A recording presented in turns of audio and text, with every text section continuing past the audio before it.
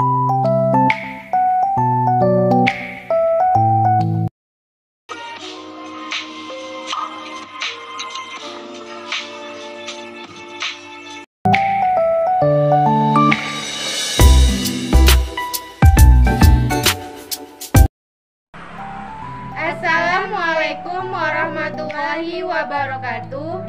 Saya Eva Irmala. Saya Kesuma Pramadani. Di sini kami ingin menjelaskan hasil PPT kami dengan judul tes menjodohkan benar salah dan juga pilihan ganda. Baiklah, di sini saya akan menjelaskan mengenai tes benar dan juga salah. Jadi, pengertian tes benar dan salah menurut Dimyanti dan Mujiono yaitu tes yang butir-butir soalnya mengharuskan siswa mempertimbangkan suatu pernyataan sebagai pernyataan yang benar dan juga salah. Kemudian, peserta didik diminta untuk menentukan pilihannya mengenai pernyataan atau pertanyaan dengan cara seperti yang diminta dalam petunjuk mengerjakan soal. Kemudian, fungsi tes benar dan salah ini yaitu untuk mengukur kemampuan siswa untuk membedakan antara yang mana yang fakta dan juga mana yang pendapat. Kemudian, soal ini juga dapat berfungsi dengan baik, yaitu materi yang hendak ditanyakan hendaklah bersifat homogen atau bersifat sama. Kemudian, tes benar dan salah pada umumnya berupa pernyataan dan juga statement, yaitu ada yang benar dan juga ada yang salah. Tes benar salah ditekankan mengandung atau tidaknya kebenaran dalam pernyataan yang hendak dinilai oleh siswa.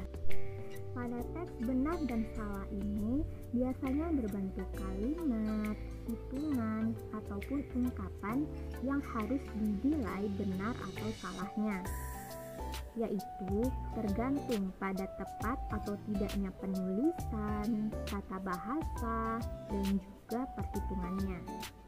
Kemudian, dalam tes benar dan salah, siswa diminta melingkari ataupun menyilang tanda B atau bernilai benar jika pernyataan itu benar menurut pendapatnya, dan juga sebaliknya, siswa harus melingkari atau menyilang huruf S yang bernilai salah jika pernyataannya itu salah menurut pendapatnya.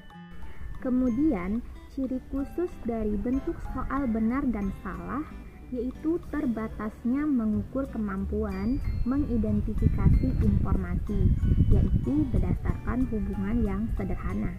Kalaupun hendak digunakan untuk mengukur kemampuan yang lebih tinggi, paling tidak dapat digunakan untuk kemampuan menghubungkan antara dua hal yang homogen atau sama. Kemudian, soal tes benar dan salah memiliki variasi. Yang pertama yaitu jenis tes benar salah biasa. Artinya di sini yaitu siswa hanya tinggal memberikan tanda seperti melingkari atau menyilang huruf B yang bernilai benar apabila pernyataan dinilai benar, dan melingkari atau menyilang huruf S yang bernilai salah apabila pernyataan dinilai salah. Yang kedua yaitu jenis tes benar dan salah dengan alasan. Artinya di sini siswa tidak hanya diminta menilai benar atau salahnya pernyataan, akan tetapi siswa juga diminta memberikan alasannya apabila pernyataan tersebut dinilai benar dan juga bernilai salah. Yang ketiga yaitu jenis tes benar dan salah dengan pembetulan.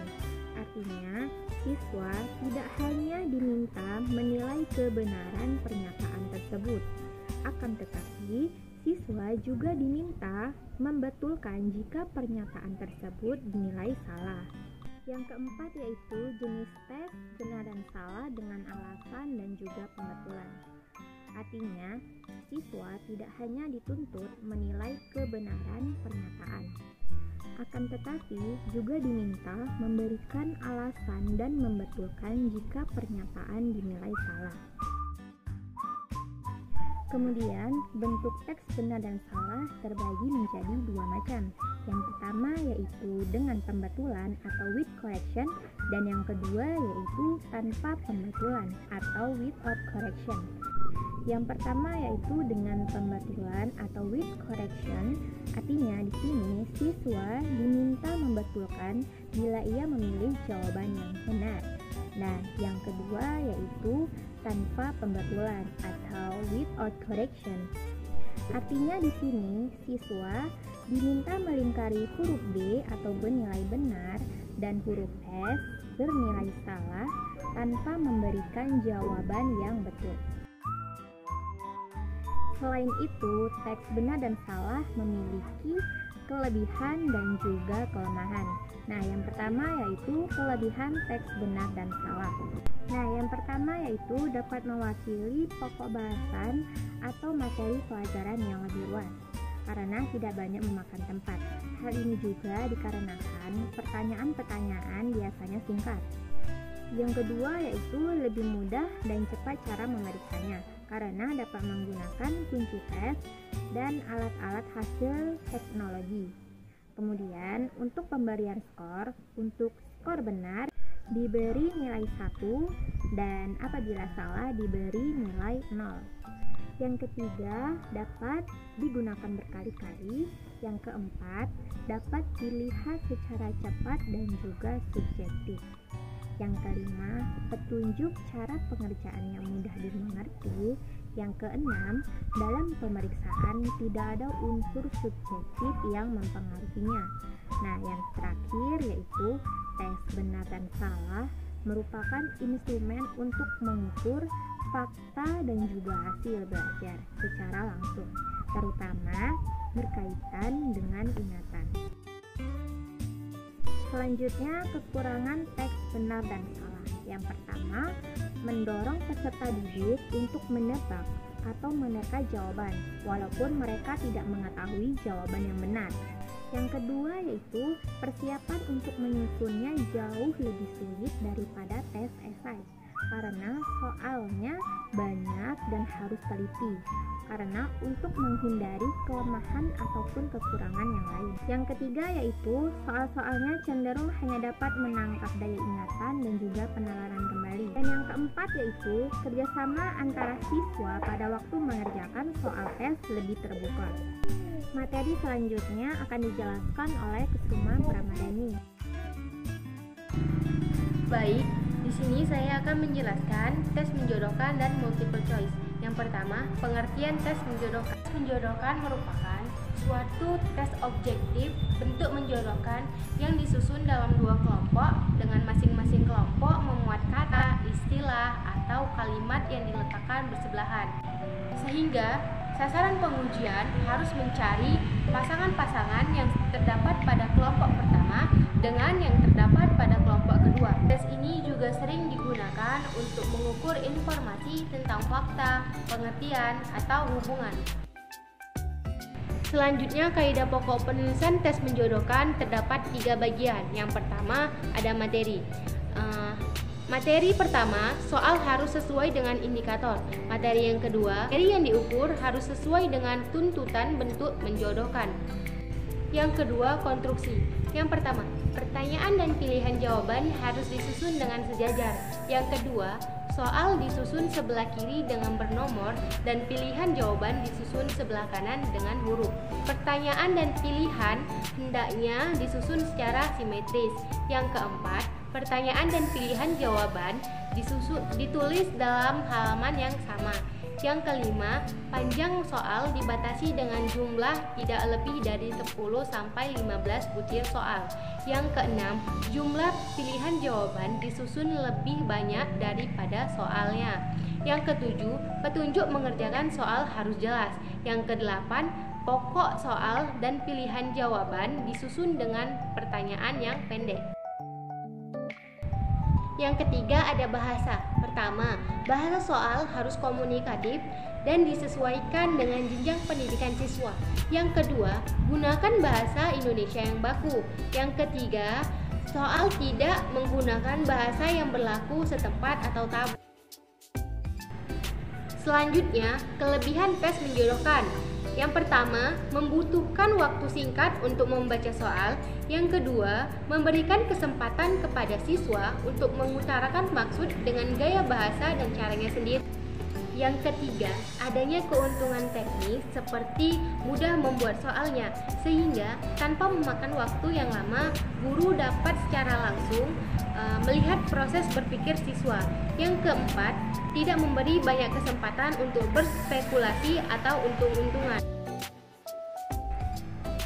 Kelemahan tes menjodohkan. Yang pertama, hanya mengukur tingkat berpikir. Yang kedua, penulisan soal cenderung cermat. Yang ketiga, sulit menemukan pasangan yang homogen. Selanjutnya, pengertian multiple choice.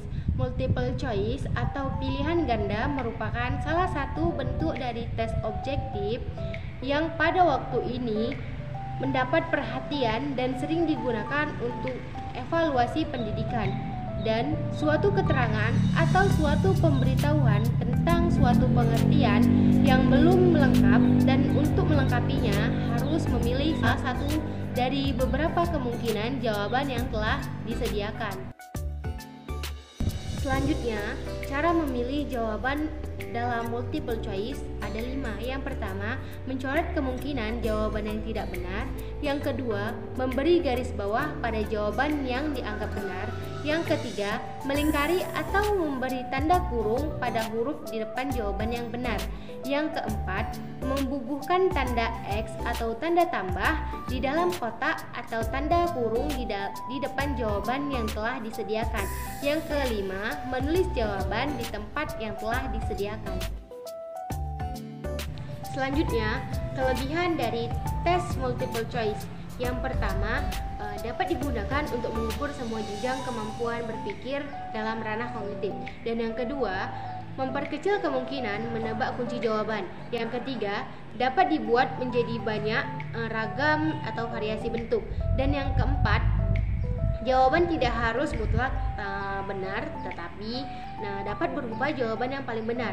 Yang kelima, dapat digunakan pada semua jenjang sekolah dan kelas.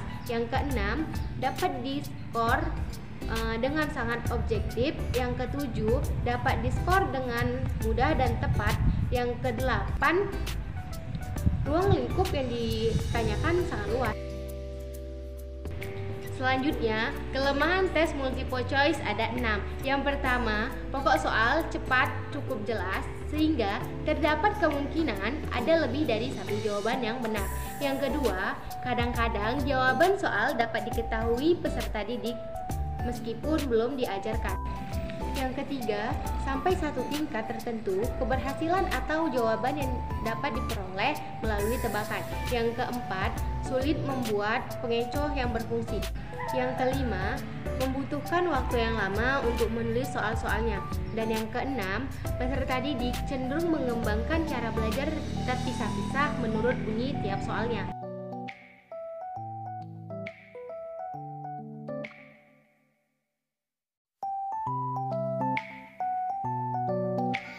Mungkin hanya ini yang dapat kelompok kami sampaikan. Kami akhiri dengan wassalamualaikum warahmatullahi wabarakatuh.